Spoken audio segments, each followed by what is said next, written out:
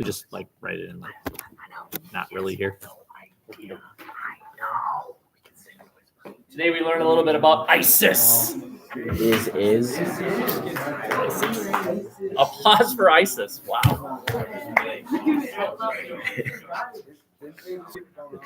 They're basically over. Yeah. Although, so what he just said is kind of interesting. He said, aren't they over? And that's an interesting idea. I'm going to ask this later, and that is, when you declare war on something like terrorism or poverty, can you ever win? I mean, there's some things that will always be around because it's not a it's a way of thinking. You can't police a way of thinking. You can't make everyone rich, because even in a society where everyone's rich, there's still the poorest of the rich. That person would relatively be poor. Well, yeah, the idea of communism. Yeah, you're right. We'll kind of venture off into this a bit more later. So as I said, what we're going to do from now until the end of the year is sort of travel around the world and see what's happening, hot stuff lately. And today we revisit the Middle East. And you see here a map of two countries, Iraq and Iran.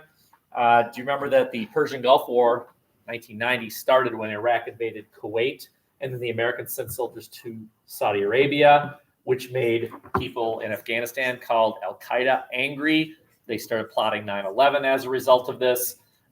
This map here shows the situation as it exists right now. Iran is very much in the crosshairs of our current president. What I mean by that is Iran has been engaging in behavior that our current president finds to be troublesome. And so we're going to kind of figure out, well, why? What's going on there? So do you remember when we studied the American invasion of Iraq that I said that one of the terms of the treaty, not the treaty, but the agreement, am I distracting you too? Oh, take that back. Fix it. You're almost there. Very good. Do you remember me? Imagine you drawing like an imaginary line at thirds, and then no Iraqi forces were allowed in the northern third or the southern third. And I said that these people were a distinct group of people. Does anyone remember who they were? Kurds.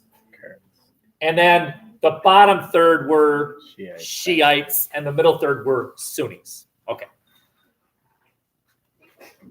I am telling you now that most of Iraq is Shiite. Most of Iraq is Shiite. Shiite Iraq is now in a questionable relationship with another Shiite-dominated nation, and that is Iran. As a matter of fact, in the world, there are only two nations where Shiites outnumber Sunnis, and there they are. I don't expect you to know what's the difference between a Sunni and a Shiite. I don't care. All I want you to know is that there is a difference. There is a difference between Muslims who live in these two countries and Muslims who live everywhere else. They see themselves as different. How many of you, for example, are Christian religiously? Okay, now keep your hands up, put your hands down. Keep your hands up if you are Catholic. But if you're not Catholic, put your hand down. Okay? Somehow there's a difference between that Christian and the other people who raise your hands and then put your hands down. You're all Christian, but he's a Catholic, and the rest of you are not Catholic. Same thing. These people, they're all Muslim, but these people are a specific group of Muslim, Shiite Muslim. Everyone else is Sunni Muslim. There's something about the distinction. They're different, yeah, different. Okay? And then, of course, we've got the independent Kurds in the north. Now, I've got a big word here. Islamist Sunnistan. Sunnistan. That sounds like a country, doesn't it? There's something called Sunnistan, but that's not a country. Okay, I'm going to show it to you. There it is. There is Shiitistan. Shiitistan. It sounds like I'm swearing, doesn't it? Shiitistan. Shiitistan is not a nation, but it is a thing. I've been trying to get across to you all class that there are people on earth who do not see the world the way you and I see it. The way you and I see it is this. There's a nation, Iran, and there's another nation, Iraq. They're two distinct things. But to some people, there's this glob, Shiitistan. Stan means nation of, or better, land of. Land of. So Afghanistan is land of Afghans. Turkmenistan is land of the Turkmenis. Shiitistan is the land of the Shiites. And you'll notice that the border crosses over the national border. These people see themselves as one group of people. Shiites. Shiitistan. What is their common characteristic? I'll wait. I just got done saying at the beginning of the hour, tune me back in. Take it back. It's so hot. Unsay what you just said. It's really hot. No. Say how cool it is in here. Thank you. I'm sorry, but it's just I'm just taking note. Uh-oh. It is hot in here, Don't be surprised if I lose your test tonight. I went home afterwards. Okay. I am now identifying another Istan. Kurdistan. Land of the Kurds. It's not real to you and me. There is no global map which accepts the thing called Kurdistan. But don't tell the Kurds that. They think they are a distinct group of people. The Kurds. Most maps, normal maps, say that the Kurds do not have their own land, and as a result, they are a minority in 1, 2, 3, 4, at least 4 different nations, instead of being a majority in their own population. They don't like that. Pray tell, who can figure this out? If the Kurds were to achieve some sort of independence, what entities would fight to prevent it? Turkey, very good. Iran, Syria, Iraq, whatever this blue thing is. What is that thing? Oh, that's Iran. Okay. What's that red thing above Iran? No, left. Like right by Turkey. I don't know what that is. Huh. You see, the Kurds have an uphill battle. In order to achieve independence, they would have to fight the Turkish military, the Syrian military, the Iraqi military, the Iranian military. It's unlikely, but they are trying. Again, Kurdistan does not exist. Well, how about Sunnistan? Sunnistan, land of the Sunnis. Part of what you and I call Iraq, part of what you and I call Syria, part of what you and I call Jordan is Sunnistan. If these people had their, now by the way, not everyone in Iraq and Iran and Syria and Turkey and Iran sees it this way, but not all of them see it this way either. We're talking about a group of people. There's a difference of opinion. These are regions of land based on religion, right? What are those things called? Specifically, Muslim lands that are based on very good. These things are caliphites.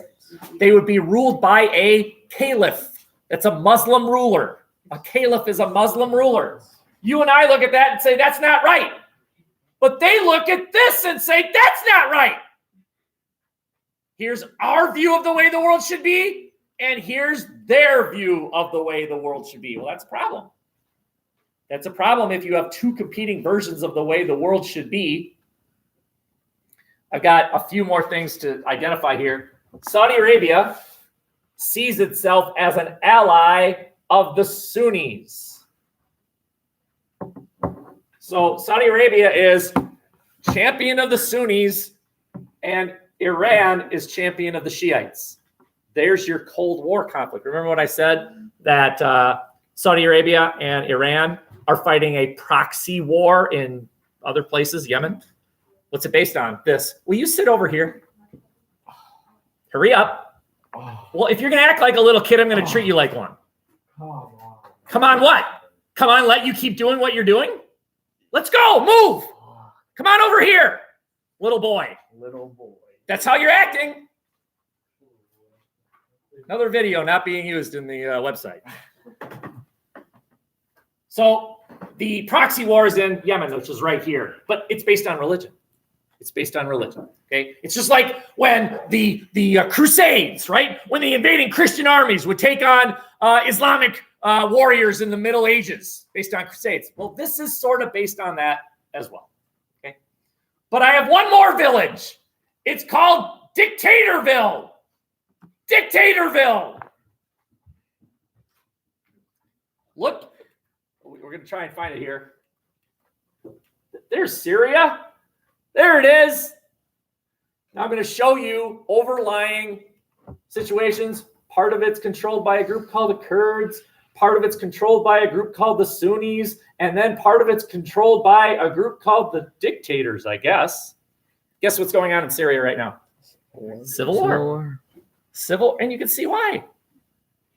The military that supports the dictator is fighting against the militia groups supporting a group of Sunnis, and then there's these annoying people called the Kurds. And they're all competing against each other for autonomy, semi-independence, control. Okay? What's making this even more complicated is that the Russians are supporting the dictator team, and that the Americans are going anti-dictator team. But if you're going anti-dictator team, who does that mean you're helping?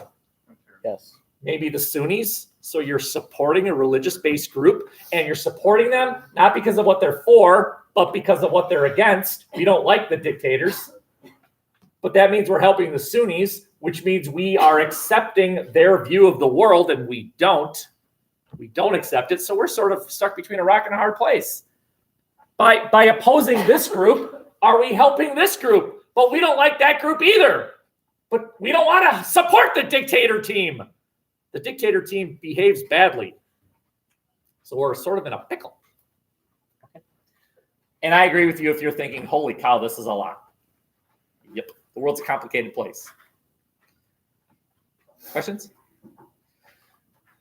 One more, and then we will shift gears here. I want to introduce to you, where did this thing called ISIS come from? ISIS. Okay, so you're looking at a map of, I know it's hard to see, but that's Iraq right there. And then you have all these shadowy figures. Who are they?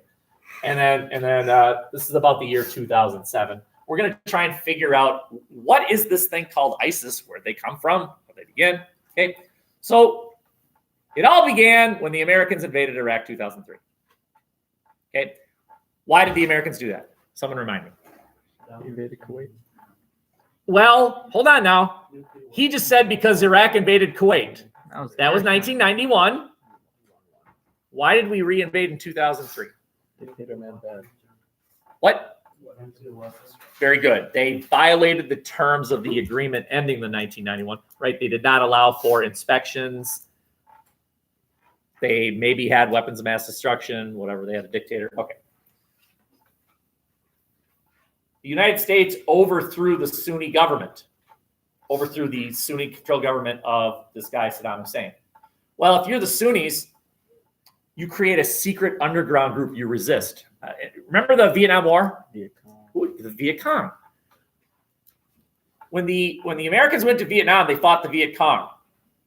When the Americans overthrew the Sunni government, the Sunnis went underground. And they created this thing called Al-Qaeda in Iraq. That was the name of the group. The name of the group was Al-Qaeda in Iraq. Do you understand what the group was called? Qaeda in Iraq? My question was, do you understand what the group was called?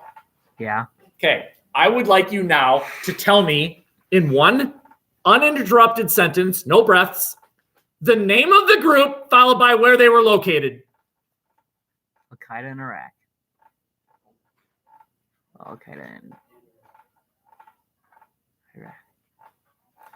I'll give you another chance. I would like you to say the name of the group followed immediately by where they were located. Go. I don't know. He doesn't know. Okay. It's kind of a stupid question, but does anyone understand what I'm trying to get at? They don't have a Name of the group followed immediately by where they were located. Go. Very good. Al Qaeda in Iraq, because the name of the group was Al Qaeda in Iraq. Oh. Where they were located was in Iraq. It's pretty stupid. I agree with you if you say it's pretty stupid. Yeah. Okay. ISIS, also known as ISIL, also known as Al-Sham. I want you to know what those 4 letters stand for. ISIS, ISIS, because they changed their name. Al-Qaeda in Iraq is a stupid name. They even said it's a stupid name. Let's have a catchier name. Let's call ourselves ISIS or ISIL. And if you think that's weird to have one group with multiple names, you live in a country with multiple names. America. There's a country called America, and then there's this thing called United States. That's weird. Or is it? It's normal. You can have multiple names for the same entity. Okay? ISIS stands for, and do you need to know this? Islamic State in Iraq and Syria. ISIS. Islamic State in Iraq and Syria. That's what ISIS stands for. Islamic State in Iraq and Syria. Again, notice, they do not recognize the border between Iraq and Syria as legit. They represent both. It's like if we created this new state called Minnesota, Quebec. Wisconsin, Yukon. And what's the deal with the UP? Okay. But there's another name for this group. ISIL. ISIL. It's the same group. It stands for Islamic State in the Islamic Levant. That's a location. Guess where it is? Iraq and Syria. It's the same thing. Okay? ISIS, ISIL, same thing. Most Americans call it ISIS. Most of the people in the Middle East call it ISIL. Anyway. Okay. Last slide, and then we're going to shift gears here. Where did they come from? So I've got here 2 lists. One is going to be ISIS, and another one's going to be Al Qaeda. They're not the same group. They're not the same group. Anyone recognize that picture? You should. I've shown it to you before. That's a Soviet helicopter shot down by a group called the Mujahideen. This is in Afghanistan.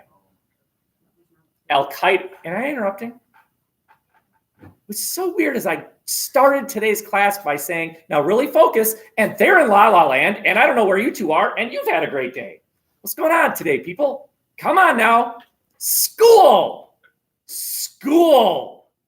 Okay. Travel back with me 30 years. There is no Al Qaeda. There's a group called the Mujahideen. Does anyone remember what they were motivated by? What was their modus operandi? Why did they exist? Soviets. Right. The Soviets invaded Afghanistan. They resisted. So Al Qaeda starts in Afghanistan as a group called the Mujahideen. That's the Mujahideen. They shot down the Soviets. Did we like them? No. You bet we liked them. Yeah. Why? Because they were against communism. Very good. Because they were the enemy of our enemy, and the enemy of my enemy is my friend. The enemy of my enemy is my friend. Mujahideen were okay with us because we hated the Soviets. They hated the Soviets. So we're friends with them. We armed them. We trained them. But then the Soviets did this thing that's sort of annoying. They lost.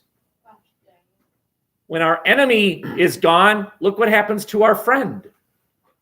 There's no longer a common enemy. The enemy of my enemy is my friend, but now I don't have an enemy, which means you're just friends. You don't have a friend. The enemy's gone, so your friend is now gone. That's what happened here. When the Soviets lost, our alliance with the Mujahideen is over. We have nothing in common with these people. All we had was a common hatred of communism. We did not know what they were for. All we knew was what they were against. They were against communism. We were against communism, so we liked them. We never asked them, so what are you about? What do you like? We didn't ask them that question. Okay. On the right-hand side is Al Qaeda in Iraq, the group that will become ISIS. This slide is about how both groups started. This group started, Al Qaeda started because of anti-Soviet in Afghanistan. Al Qaeda started Al-Qaeda in Iraq, ISIS, started with an anti-American presence in Iraq. Notice the common thing? There's a foreign entity. Al-Qaeda is anti-Soviet. Al-Qaeda in Iraq, ISIS, is anti-American. So they do have sort of a common thing in that they're both fighting a foreign entity. Okay. So it says there, Sunnis also by powers of American. Any questions before we shift gears? Okay, I'm going to give you till the big hand is on the 8. So you got 2 minutes to get a drink or whatever, and then come on back, and then I'm going to show you some other stuff. If you can handle it, you can return. But that's a big if. Really? Or you can say that. Today's video will not be on the website. You said little boy.